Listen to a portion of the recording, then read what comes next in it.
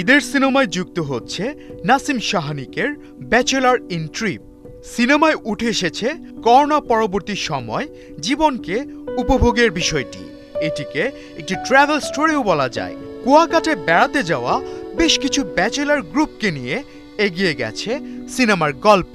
এই সিনেমায় বিভিন্ন চরিত্র অভিনয় করেছেন শিরিন শিলা, কায়েস আরজু, আফফান মিতুল, কচি খন্দকার, সুবর্ণা সাইদ, মুকিত জাকারিয়া, মুসাফির সৈয়দ, শাহনুর সহ আরো অনেকেই। 17 বছর পর রাজধানীর আনন্দ সিনেমা হলে মুক্তি পেয়েছে প্রয়াত চিত্রনায়ক মান্না অভিনীত সিনেমা 2 দিনের দুনিয়া।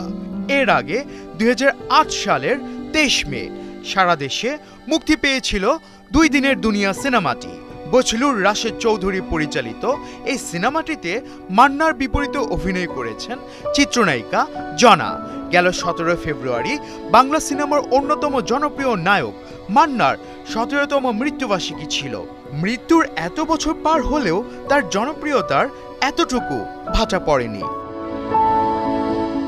বন্দুক উঁচিয়ে মারামারির অভিযোগে বলিউড নায়িকা আয়েশা টাকিয়ার স্বামী সমাজবাদী পার্টির বিধায়ক আবু আজমিরের ছেলে ফারহান আজমিরের বিরুদ্ধে মামলা করা হয়েছে।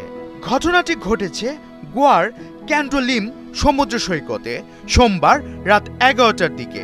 ফারহানের দল এবং অন্য একটি দলের মধ্যে ব্যাপক হাতাহাতি শুরু হলে শেষমেশ উপায় না পেয়ে ফারহান তার লাইসেন্স প্রাপ্ত বন্দুক প্রতিদ্বন্দ্বী দলের দিকে তাক করেন এবং গুলি চালানোর হুমকি দেন। 2009 সালে ফারহানকে বিয়ে করেন আয়েশা টাকিয়া। বিয়ের পর আয়েশা চিরতরে শোবিজ ছেড়ে দেন। রবার্ট প্যাটিনসন সম্প্রতি এক সাক্ষাৎকারে জানিয়েছেন তিনি হরর সিনেমা দেখার সময় বেশ ভয় পান।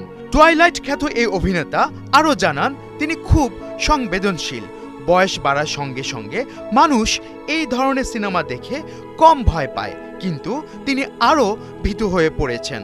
রবার্ট প্যাটিনসন আরও জানিয়েছেন তিনি আর কখনো ভৌতিক সিনেমা দেখবেন না। আফফান মিতুল 71।